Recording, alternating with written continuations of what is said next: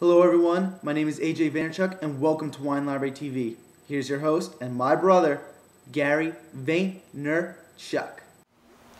Hello everybody and welcome to Wine Library TV. I am your host, Gary Vaynerchuk.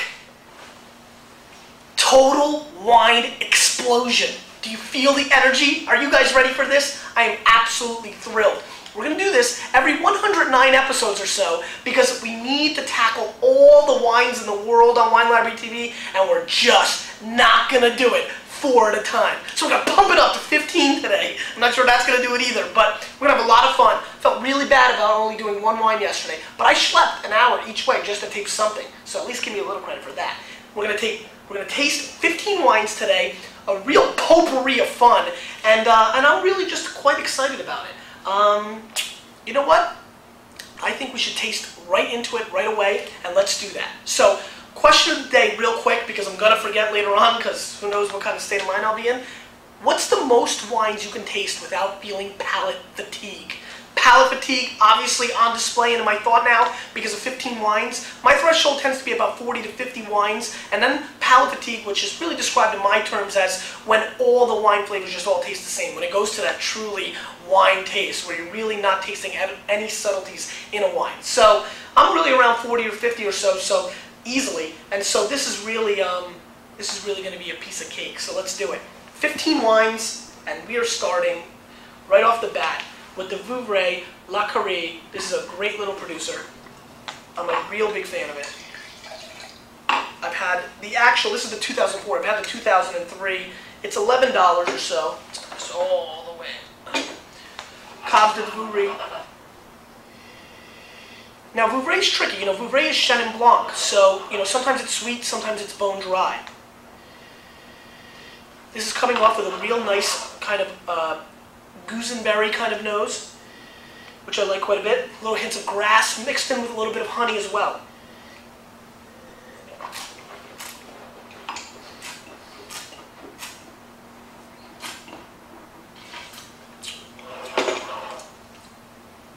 A little limestoney on the finish, a little off balance and a little too acidic for me on the finish as well. Solid little wine. Nose is better than the body.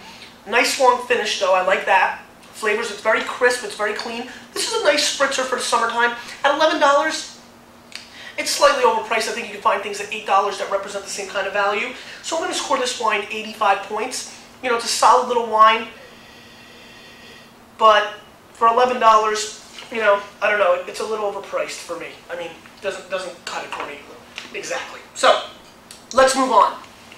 This is the Ernst Gruner Veltliner from Austria. 12% alcohol, $12. And Austria is just an amazing place. We're going to have to do an entire episode just on Gruner Veltliner because really, it's one of the up-and-coming white grapes in the world. I'm a huge fan of these wines. Paul Greco, over when he was at Gramercy Tavern, really brought it to the forefront of the Manhattan restaurant scene. He's now at Hearth, which is a great restaurant, Lower East Side if you ever check it out. But he really brought it to the forefront. And this is one of the great food-friendly white wines in the world, and really a great alternative for Pinot Grigio fans and other crisp white wine fans. So let's give it a little bit of a whirl. Also a little bit of honeysuckle on this nose, very subtle though, not quite as much as the grape. A little bit of a burnt wood aspect on the nose as well, a little charcoal, a little bit of lemon zest as well, lemon peel.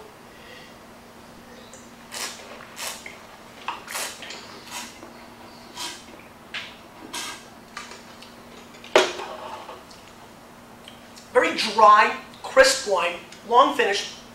Alcohol is coming through a little bit too much for me, and only at 12%. That's a concern. That means the fruit is not really hiding it. So I'm a little worried about that. It is crisp, and it's very clean.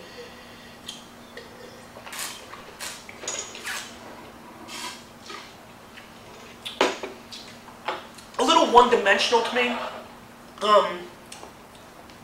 Yeah, it's not really killing me. It's solid. Let's go 85 points. I'm in a Wesley Walker mood, I guess, today. Let's move on. Monkey Bay, 2005 Sauvignon Blanc from New Zealand, $9. Monkey Bay has been a huge success. This brand has exploded on the scene. We're selling boatloads of this wine. Let's see what's going on. You know, if anybody misses New Zealand Sauvignon Blanc at a blind tasting, I know Tim F, blind tasting, then, you know, they really should be out of the wine business, or it could be a tricky little wine that could trick people, because this is so obvious. Once again, that grassy grapefruit mixed with a few grasshopper heads, you know, it's just so obvious. You can't miss it. Little cat pee.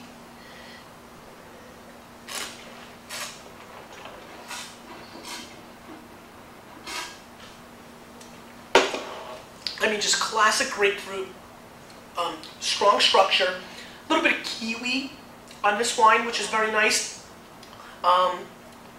Nice wine, crisp, you know, textbook New Zealand Sauvignon Blanc. Not super, you know, inspiring, but a very solid effort. I'm very proud of this wine for $9 for sure. I'm going to go 88 points, which is a solid score for this kind of wine, and I think it's a definitely drink now, enjoy, nice bottle of wine. I'm pretty impressed. Reminds me of some of the really good vintages of Kim Crawford. Nice. Not bad at all. Let's move on. This is the 2006, Jesus Christmas, Casa Lapostolle Sauvignon Blanc from Chile. 89 points, Wine Spectator. And, you know, the Southern Hemisphere is a half a year ahead of us, so that's why the 06 is already here. And I thought it'd be fun to try a New Zealand versus a Chilean Sauvignon Blanc in the same price range. Great pedigrees, both good producers. So, once again, $9. Also, very lively nose, but again, this is more, a little more subtle. Getting a mix of hay with a lemon spritz on it. You know, so lemon and hay. And that's really about it.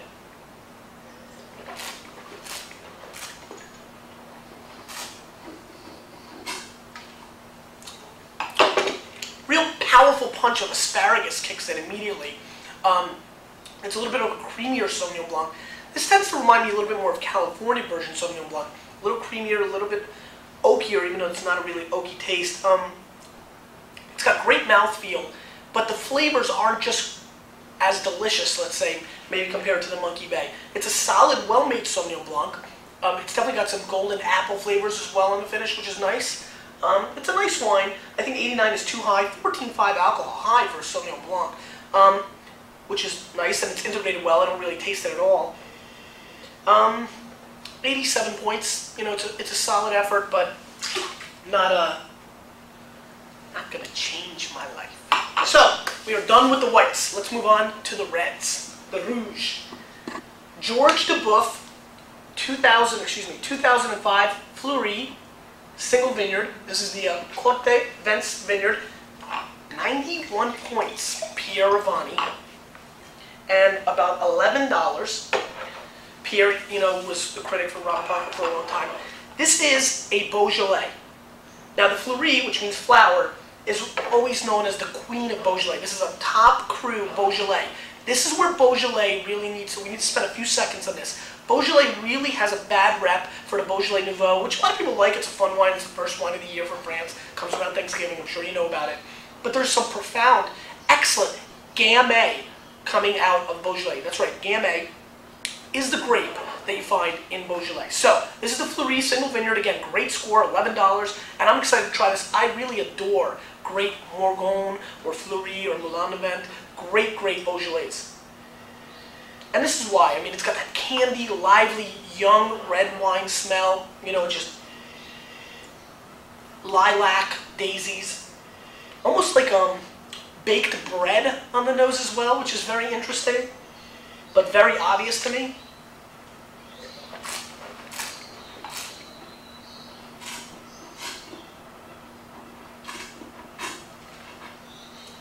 This is not a light Gamay. Very big mouthfeel. As a matter of fact, tannins are very serious, even though they're integrated really well with a very violet, floral, you know, spring flower, you know, basket kind of taste. This is more floral than fruity. I enjoy it. It's got a little bit of a venison aspect as well. There is a little earthiness and gaminess on the mid palate, which I enjoy. I'm not as high on this as Pierre maybe, I would probably go 89 points, 89 plus, but this is very close to a 90-point red wine at $11, and to me that's an excellent value. And you know, and we're gonna have to. That bread smell is really interesting, like dough, a little bit of dough, really interesting. We're gonna definitely, I'm gonna change glasses. Fresh. We're gonna definitely going to have to explore Beaujolais on Wine Library TV. So next, we've got the Santa Cristina 2004 Toscana Sangiovese, $9. Antinori's entry-level wine, very big seller for us. Maybe our biggest selling Italian red wine, under $10, and or top 3 for sure.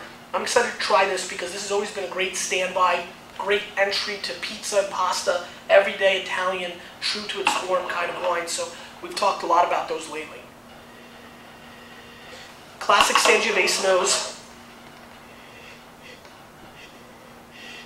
Almost like a hint of dirt and peppers and, you know, those really interesting Sangiovese flavors that you normally get. Green pepper's really coming through a little bit on this nose.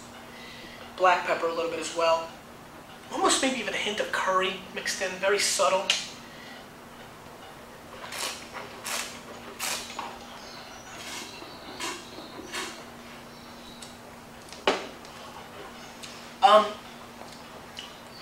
Light-bodied, little disjointed. What vintage is this? This is the 04. There's acidity definitely obvious, and the finish is very bitter and tannic and acidic. And that is not silky smooth, and that's not what people love. So I'm a little worried about it. It's true to itself, which I like. It is a Sangiovese. They didn't try to go too New World on it, which is nice because so many people are starting to make the same style of wine. But other than the fact that they're staying true to themselves, there's not really much going on with this wine. We're going to go with 83 points on this and a big PA ZZZZZ pass. Let's move on. The Minos, Greek red wine, 2003. Cozzafali and Mondolati, indigenous grapes to the area, and I'm really excited to try this. The Minos is from the Crete island, and it's a very interesting little wine, and it's $10. It's a medium red, and so actually even almost light. It's one of the lighter, it's almost like a brown color mixed in with the red.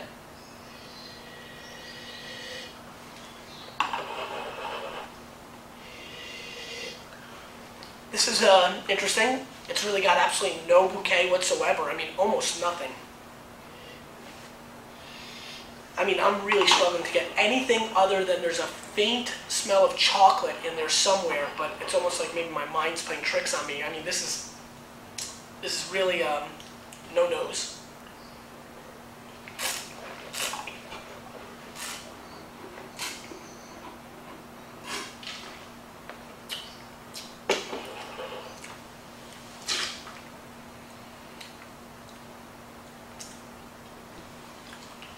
$77, Chris, just so you know.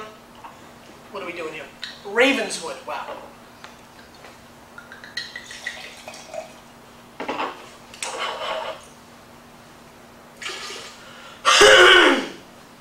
Sorry, folks. Ravenswood, 2004 Vintner's Blend Cabernet, $8. Very big brand. A couple people have asked me to taste this, so I threw it in. Figured why not? Got so many wines. $8, 8 bones, and let's see what we got going on here. Classic Cabernet smell. You know, you're definitely smelling the oak. You're definitely getting some black cherry, some raspberry, maybe even a hint of black currant.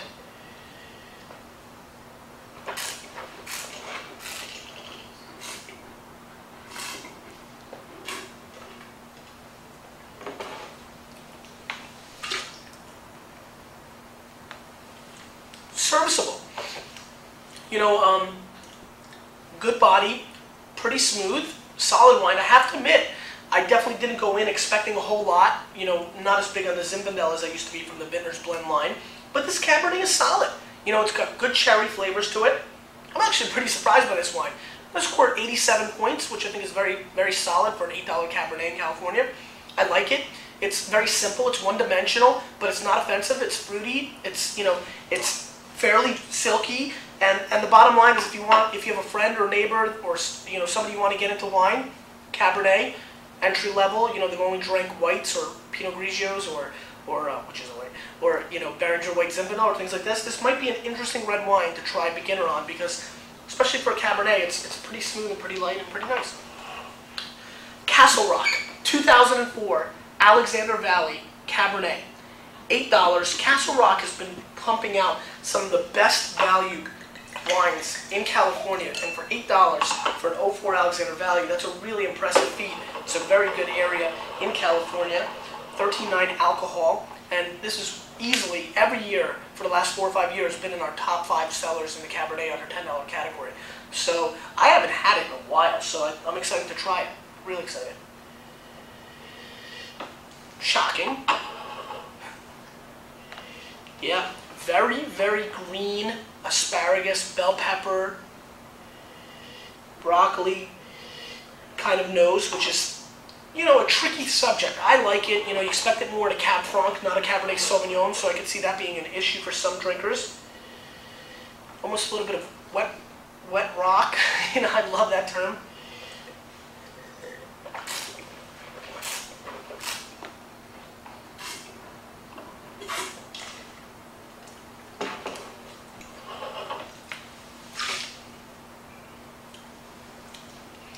Imagine taking a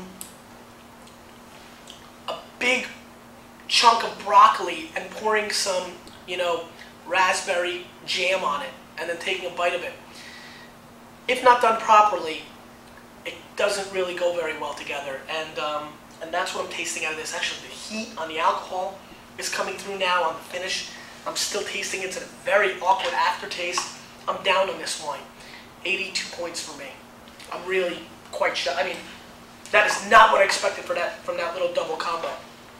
So, let's move on. We're running out of tape, Eric? We're almost running out of tape. You know what? I'm going to save this Catena. Okay, we're back. You know, long episode today, so the tapes only hold so much time. So let's move on. And it was a great time to stop, actually, because now we're getting into some of the really fun wines that I've been looking forward to. And let's start right away with the 2004 Catena Malbec.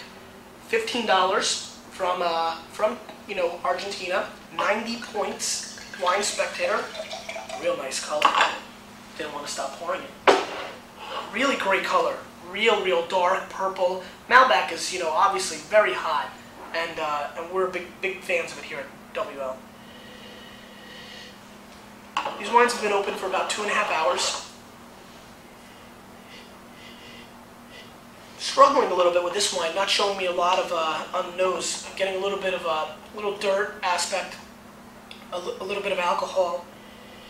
Maybe some dark cherry, but that's really about it. Very tight nose.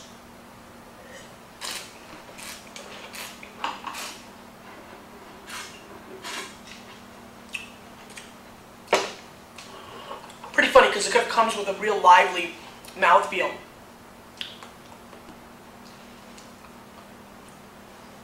This is I call this a roller coaster wine. Didn't start off great, no nose. Started off really good, gave me a lot of flavor, really like it, but it's really just dropped off heavily. The alcohol is a little off. I'm feeling a lot of heat actually in the back of my palate, which I don't like. Actually, the flavors, and it's a little bit bitter.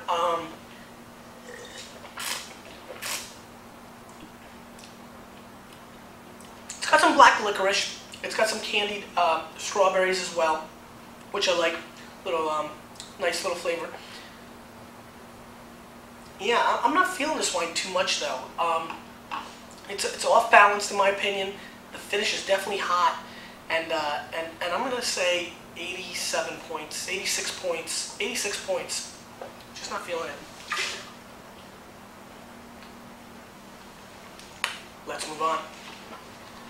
Beringer's 2001 Napa Cabernet.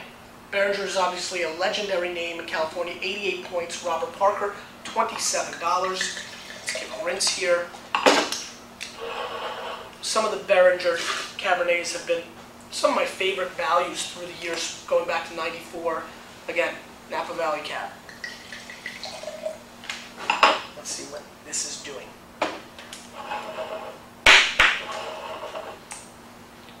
Solid color, medium to dark. You know, nothing crazy. Almost got a little hairy there.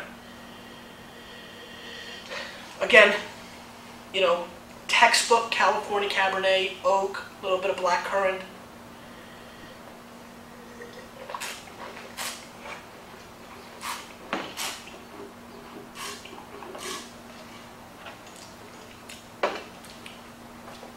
It's a dry wine, well made, but you know, I don't know, $27. There's a lot of things that taste like this at 15 to 13. You know, you get your oak, you get your fruit, but nothing else. I am getting an interesting plum flavor, but other than that, I'm not really, I'm not feeling this wine as well. I'm gonna go 87 points, and for $27, obviously, that is a major pass. I'll be honest with you.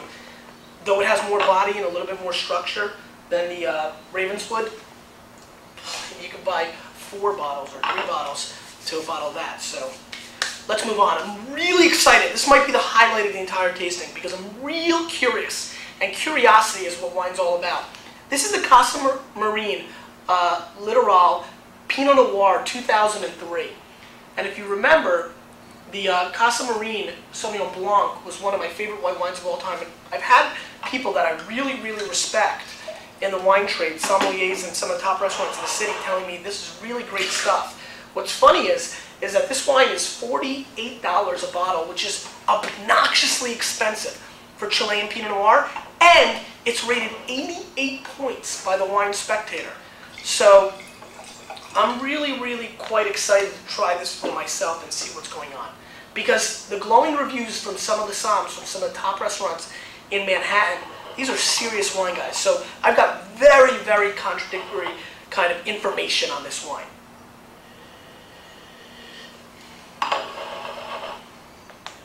It's funny, I smelled it, the first thing I thought was like lizard skin. I don't know what that even meant, but just thought I'd share that with you.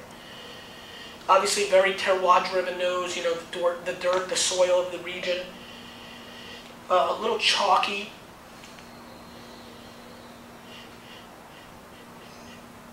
What is that? I'm getting a little bit of like a golden mustard on the nose, which is quite interesting. I actually like it, but it's very different, and it smells like it smells like a Yankees game, a hot dog, or a Mets game. I'm going to Game 6, going to try to give the Mets a little bit of luck.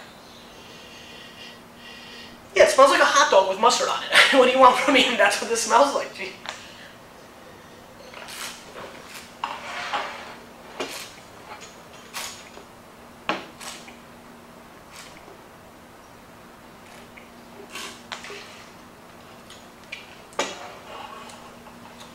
I'm getting a very spicy mouthfeel. Maybe that's where the mustard aspect's coming from.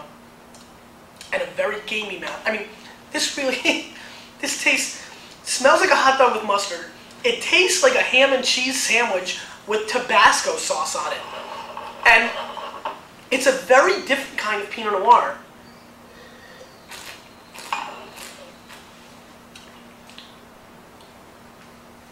I mean, this really probably explains the 88-point score and the fact that people told me this is a profound Pinot. I'm on board. I like it. The flavor's really good. I'm getting some cherry aspects now in the finish. It's a very young Pinot Noir, very serious bottle, very different style. Almost worth trying just for the experience itself, but it's a $50 experience, so that's tough for me to completely recommend to everybody. However, I'm on board. I'm really enjoying this wine.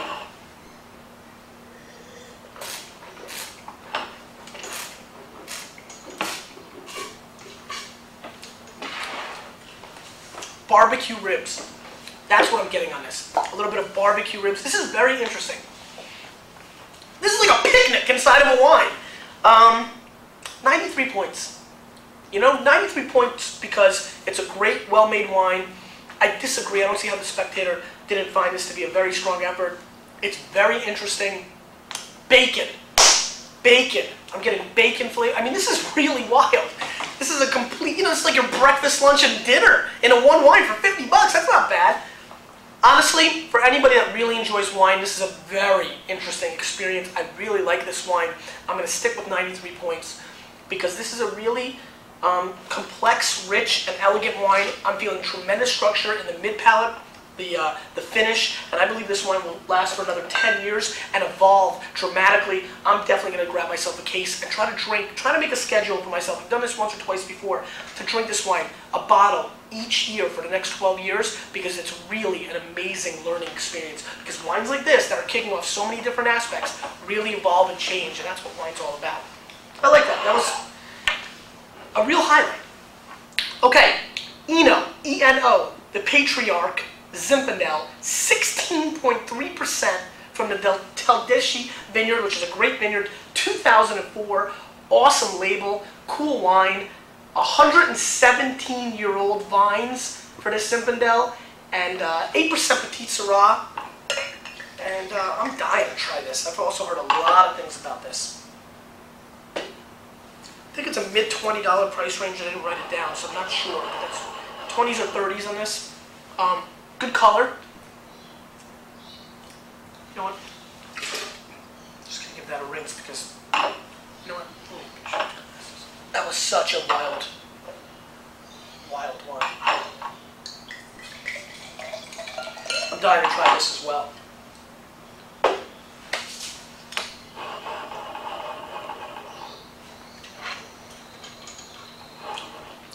Okay, sorry. Let's do this.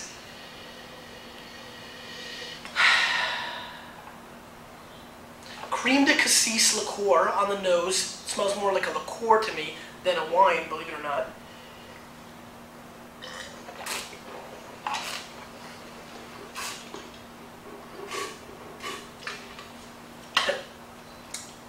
This wine attacks you. Huge mouthfeel, big wine. I mean, big Zinfandel. Great compliment for turkey lovers. This could be a great Thanksgiving wine for you, as Zinfandel pairs tremendously well with turkey. The dryness, you know, of a turkey, sometimes, with a luscious, really complex Zinfandel is a great way to go. This has a great hint of white chocolate. Also, really interesting black pepper, a little bit of Asian spice. I know a lot of people like that. Big mouthfeel, high in alcohol, massive wine. Way too young to drink this wine right now. I would say 8 hours of decanting if you want to use it for Thanksgiving. I may just do that because this is an interesting wine.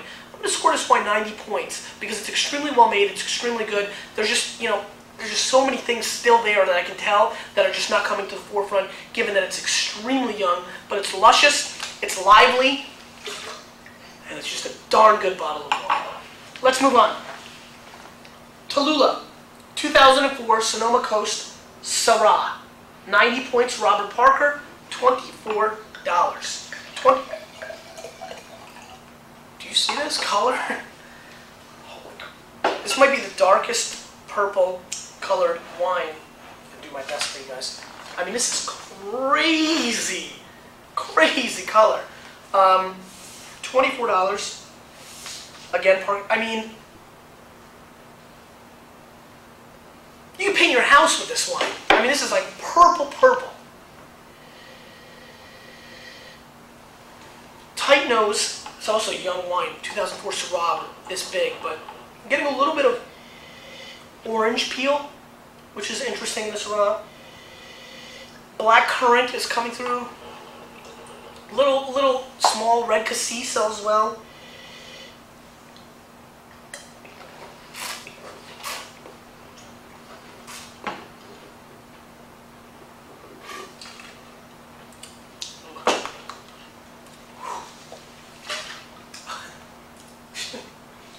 This wine is way too young.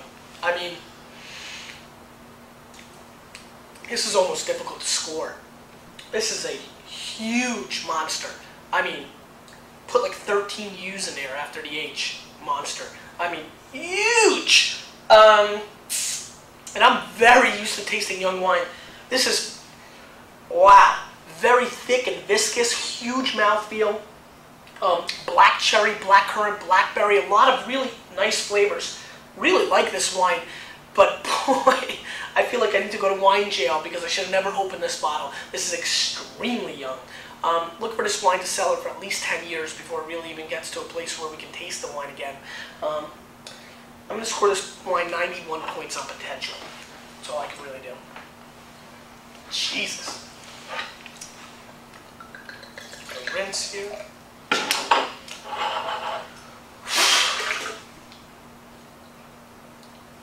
Wine's awesome. All right. 2003 Philip Togny Cabernet, estate bottled, and just really one of the great producers of California Cabernet in the world. 95 points. Robert Parker, $80. And let me just preface by saying I just tasted the 2004 Philip Togny, and it's one of the best young California wines I've ever had. Parker scored 94 to 96 points, and when I tasted it, I really feel it's got 98-point potential. So I've got to retaste that Togny 04 in a few months once it settles down because it's fairly young, but it was unbelievable. I haven't had the 03 ever, actually, so you know, figuring we're doing all these wines, let me try it based off the 04. It was unbelievable. This is a 95 Parker, the same range as the 04. Let's see if I can enjoy myself once on Wine Library TV. Yeah, this is what it's got. I mean, this has a very interesting bell pepper cherry combo, in my opinion. It's got the pepper, you know, that we see from California sometimes, but it's got like a you know what? Chocolate covered cherries, you know, the ones that everybody loves. This is really, really, I hate them, by the way, but this is really, which is interesting because it's such a combo for wine, but this is really, really reminds me of that, with a little hint of greenness, but not a lot.